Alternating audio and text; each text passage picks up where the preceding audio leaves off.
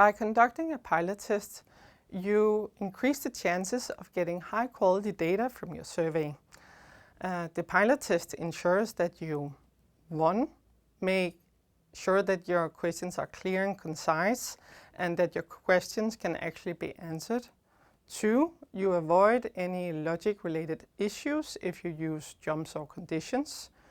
3, you get some valuable feedback on the overall design and structure of your survey before you send it out to a larger audience.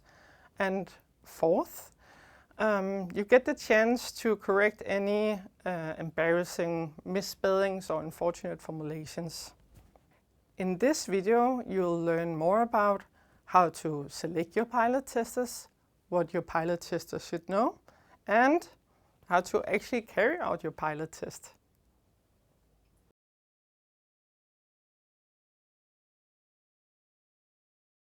A pilot test is only as strong as the group testing it.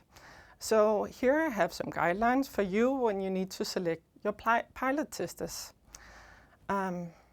First of all, then you should aim for around 3 to 5 people to test the survey, excluding yourself.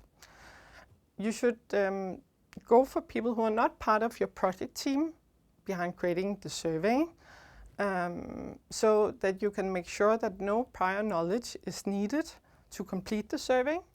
You should actually go for people who are part of your target audience.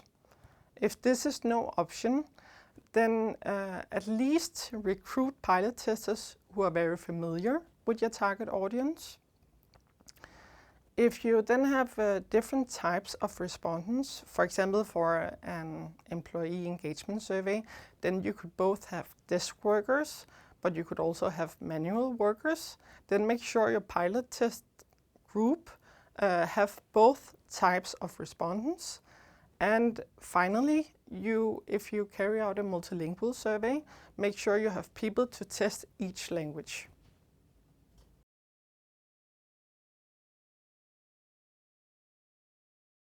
Before you send out the pilot test, remember to notify your pilot testers with a thorough description of how you're going to carry out the pilot test. This message could include points such as the overall timeline of the pilot test and, most importantly, the deadline of you receiving feedback. You can write them that if they don't have any feedback, they should send a confirmation of approval that everything is great. You should also, if your survey contains multiple languages, jumps, conditions, you can make the pilot testers aware of this, and then you can also assign responsibilities on who should test what. For the feedback that you're going to receive, then specify how you want to receive it, or else you'll get a mixed match of different formats.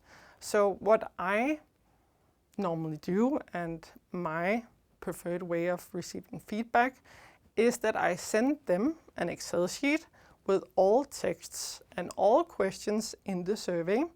Then I specify that they should mark, if they make any changes, these questions or texts with colors. Then I know what to do when I receive it. If I get a file where there's no colors in it, I won't implement any changes.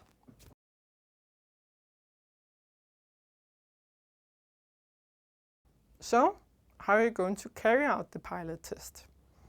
The pilot test is typically sent out 1 week before the actual send out, and this is to make sure that you have all your questions in place, the survey design ready, and that you have set up any jumps, conditions, merge fields, or languages that you need in your survey. And if you're going to send out by email, you should also make sure that your invitation and reminders are in place. You should set aside maybe 2 to 3 days for your pilot testers to test the survey, and also save yourself 1 to 2 days to implement any changes. When it comes to send out method, use the same method as you're going to be in the actual send out. So if you're going to send out by email, don't test with the link launch, and vice versa. When you have received all your feedback and implemented any changes, then remember to test the survey once again. That's it. Remember, a pilot test is never a waste of resources. Your survey can always be improved. And even if your pilot testers don't have any feedback, you can at least have a good gut feeling when you send out your survey.